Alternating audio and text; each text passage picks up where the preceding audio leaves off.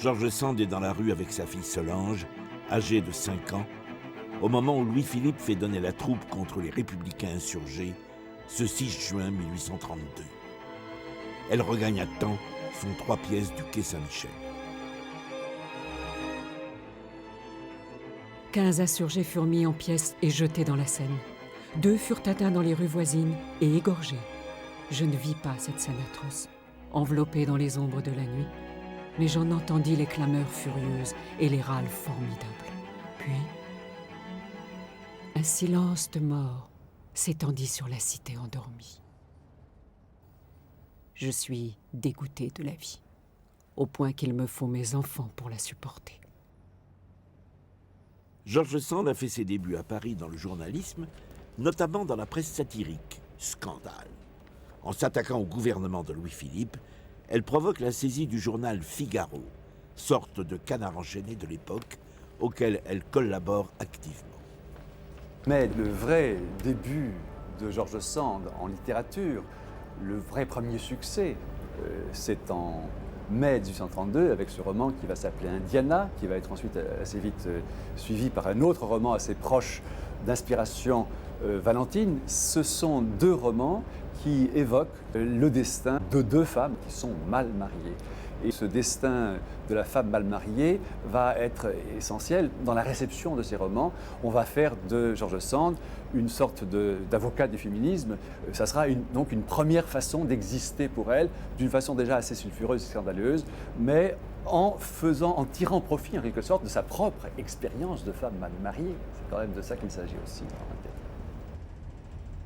Nous élevons les femmes comme des saintes, puis nous les livrons comme des pouliches. George Sand a un sens profond de l'injustice sociale qu'elle puise en partie dans son propre métissage. Père aristocrate, mère ouvrière, pauvre, presque illettrée, de Paris. Et toute sa vie, elle cherchera à être avec les pauvres, avec le peuple, et à réaliser le socialisme. Le socialisme est le but, la République est le moyen. Voilà ce qu'elle disait en 1848. Mais avant 1848, elle cherche son socialisme. Et parmi les gens qu'elle rencontre, il y en a un qui la convainc tout à fait, c'est Pierre Leroux. Pourquoi ? Parce que Pierre Leroux, il a le sens de la synthèse et notamment, il essaie de lier morale, très important pour George Sand, politique et culture. Pierre Leroux a un sens profond de la presse, il fonde la Revue indépendante, l'Éclaireur de l'Indre, il imprime tout ça dans une coopérative ouvrière à Boussac, George Sand finance de ses deniers, et elle écrit. Elle écrit dans notamment l'Éclaireur de l'Indre, où elle a publié ses 2 premiers grands textes sociaux. Fanchette, une pauvre fille qui avait été abandonnée par les religieuses, violée par probablement les gendarmes, qui se retrouve enceinte. Pour elle, c'est la figure même de l'oppression. Les ouvriers boulangers de Paris, ces pauvres geindres qui travaillent toute la nuit, 16 heures par nuit en quelque sorte, voilà des choses qui l'émeuvent tout à fait. À Paris, en février 1848, la Révolution éclate. Louis-Philippe est renversé.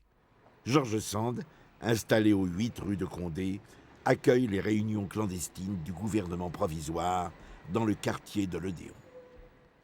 Font partie de ce gouvernement les amis de Sand, Louis Blanc, François Arago et Ledru-Rollin. En 1848, George Sand est enthousiasmée. La République, c'est la vie, dit-elle, mais que faire quand on est une femme et qu'on n'a pas de droit politique ? Ses amis qui composent le gouvernement provisoire de la Seconde République lui disent « mais écrivez pour nous ». Alors elle écrit. Et elle écrit rien moins que le bulletin de la République qui est fait pour être placardé. Elle a lancé un journal, La Cause du Peuple. Je ne sais pas si Sartre savait que George Sand avait lancé La Cause du Peuple. Elle a écrit dans La Vraie République de Gustave Thoré, au total des centaines de pages. Elle développe surtout les idées sur le peuple, le socialisme, qui sont sa grande affaire.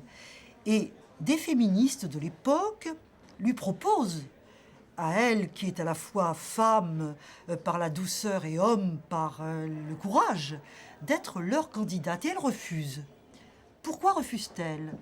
Parce que, dit-elle, sans doute les femmes voteront un jour, c'est évident. Mais pas maintenant. Pourquoi? Parce qu'elles sont des esclaves. Elles n'ont pas de statut civil. Il faut d'abord que l'unique code civil soit aboli, qu'elles aient le droit de divorce, de gérer leurs biens, d'être véritablement des personnes dans la société. Autrement, dit-elle, elles vont voter comme leur mari, leur amant, leur père. Et ça ne sera pas vraiment leur expression. Autrement dit, il y a chez elles une logique qui est la logique des droits civils. Aujourd'hui encore, on le lui reproche, ça n'est pas toujours compris, mais il faut aussi se replacer dans ce temps où les femmes n'avaient aucun droit. Quelques mois plus tard, les ouvriers parisiens se révoltent contre le gouvernement. La répression est terrible. Sand est épouvanté. Désormais, l'obsession du sang versé, quel qu'il soit, ne la quittera plus.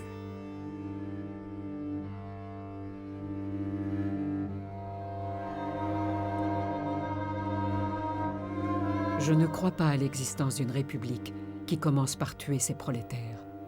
Voilà une étrange solution donnée au problème de la misère. Apprenons à être révolutionnaires, obstinés et patients, jamais terroristes.